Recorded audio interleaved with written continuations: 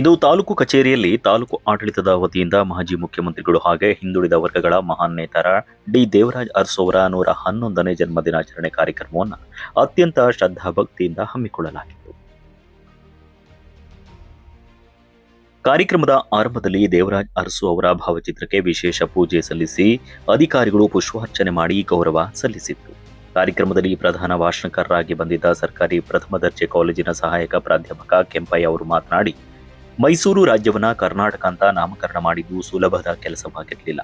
ಅದೊಂದು ದೊಡ್ಡ ಸವಾಲಾಗಿದ್ದು, ಅಂತಹ ಸವಾಲನ್ನ ಎದುರಿಸಿ ಗೆದ್ದ ಅರಸರು ಒಬ್ಬ ಮಾದರಿ ರಾಜಕಾರಣಿಯಾಗಿದ್ದಾರೆ ಅಂತ ಸ್ಮರಿಸಿದರು.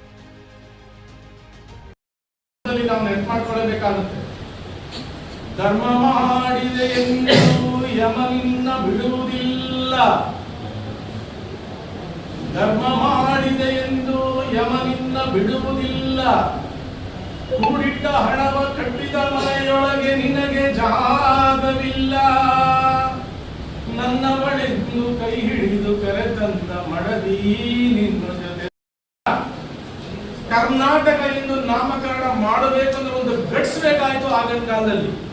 ಯಾಕೆಂದ್ರೆ ಈ ಮಹಾನ್ ವ್ಯಕ್ತಿ ಮೈಸೂರು ರಾಜ್ಯದಿಂದ ಬಂದವರು, ಇವರು ಕರ್ನಾಟಕ ಹೇಗೆ ಮಾಡ್ತಾರೆ ಅನ್ನೋದೊಂದು ದೊಡ್ಡ ಸವಾಲು ಮಧ್ಯದಲ್ಲಿ ಇವರು ಕರ್ನಾಟಕ ಎಂದು ಹೆಸರು ನಾಮಕರಣ ಮಾಡ್ತಾರೆ ಅವರ ಕಾಲದಲ್ಲಿ. ಅಂತ ಒಂದು ಮಹಾನ್ ವ್ಯಕ್ತಿ, ಒಂದು ರಾಜಕೀಯದಲ್ಲಿ ಒಂದು ಮಾಡೆಲ್ ವ್ಯಕ್ತಿ, ಮಾಡೆಲ್ ಪೊಲಿಟಿಷಿಯನ್ ಅಂತ ಹೇಳ್ತೀವಿ.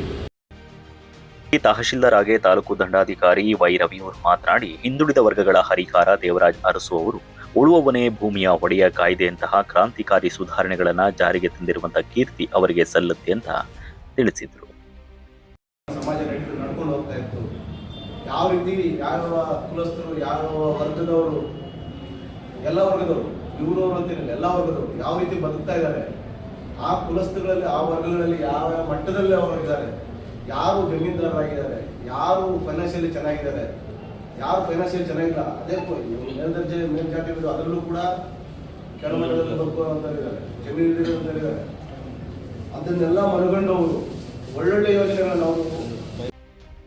ಈ ವೇಳೆ ಮುಖಂಡ ಲೋಕೇಶ್ ಪಾಳೆಗಾರ್ ಅವರು ಮಾತನಾಡಿ, ಅರಸರು ಮೈಸೂರು ರಾಜ್ಯಕ್ಕೆ ಕರ್ನಾಟಕ ಅಂತ ಮರುನಾಮಕರಣ ಮಾಡಿದ್ದಷ್ಟೇ ಅಲ್ಲದೆ LG ಹಾವನೂರು ಅವರ ನೇತೃತ್ವದಲ್ಲಿ ಹಿಂದುಳಿದ ವರ್ಗಗಳ ಆಯೋಗವನ್ನ ರಚನೆ ಮಾಡಿದ್ರು.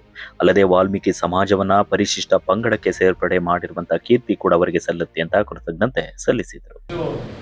ವಾಲ್ಮೀಕಿ ಸಮುದಾಯದ ಸಂದರ್ಭದಲ್ಲಿ ಅವರು ಪದೇ ಪದೇ ಗೆದ್ದು ಕ್ಷೇತ್ರದಲ್ಲಿ ಬರ್ತಾ ಇರ್ತಾರೆ.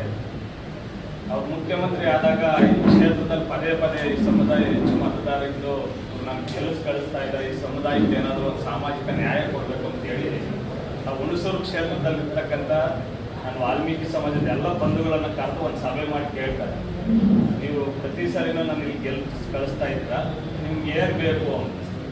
ಅವ್ರಿಗಿನ್ನ ಈ ಸಮಾಜ ಎಷ್ಟಿಗೆ ಸೇರಿರಲ್ಲ, ಕರ್ನಾಟಕದಲ್ಲಿ ಹಿಂದುಳಿದ ವರ್ಗ BT ಬ್ಯಾಕ್ವರ್ಡ್ ಟ್ರೈಬಲ್ ಇರುತ್ತೆ.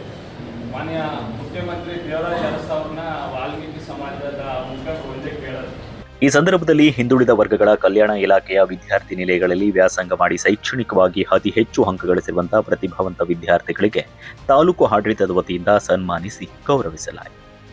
ಈ ಸಂದರ್ಭದಲ್ಲಿ ತಾಲೂಕು ಪಂಚಾಯಿತಿ ಕಾರ್ಯನಿರ್ವಾಹಕ ಅಧಿಕಾರಿ ಮಧುಸೂದನ್ ಹಾಗೆ ಪುರಸಭಾ ಮುಖ್ಯಾಧಿಕಾರಿ ಜಾಫರ್ ಶರೀಫ್, ಹಿಂದುಳಿದ ವರ್ಗಗಳ ಕಲ್ಯಾಣ ಇಲಾಖೆಯ ಅಧಿಕಾರಿ ಕುಮಾರ್, ಸರ್ಕಾರಿ ನೌಕರ ಸಂಘದ ಅಧ್ಯಕ್ಷ ರವಿಕುಮಾರ್, ADLR ಸಣ್ಣಯ್ಯ, BCM ವಿಸ್ತರಣಾಧಿಕಾರಿ ಗೋಪಾಲಪ್ಪ, ಕ್ಷೇತ್ರ ಶಿಕ್ಷಣಾಧಿಕಾರಿ ರೇಣುಕಮ್ಮ ಹಾಗೆ ಮುಖಂಡರಾದ ಮೈಲಪ್ಪ, ಸಿಬ್ಬಂದಿಗಳಾದ ಮಂಜುನಾಥ್ ಸೇರಿದಂತೆ ವಿವಿಧ ಇಲಾಖೆಗಳ ತಾಲೂಕು ಮಟ್ಟದ ಅಧಿಕಾರಿಗಳು, ಸಾರ್ವಜನಿಕರು, ವಿದ್ಯಾರ್ಥಿಗಳು ಉಪಸ್ಥಿತರಿದ್ದರು. Naveen Kilarlahalli, lead news, Pavagada.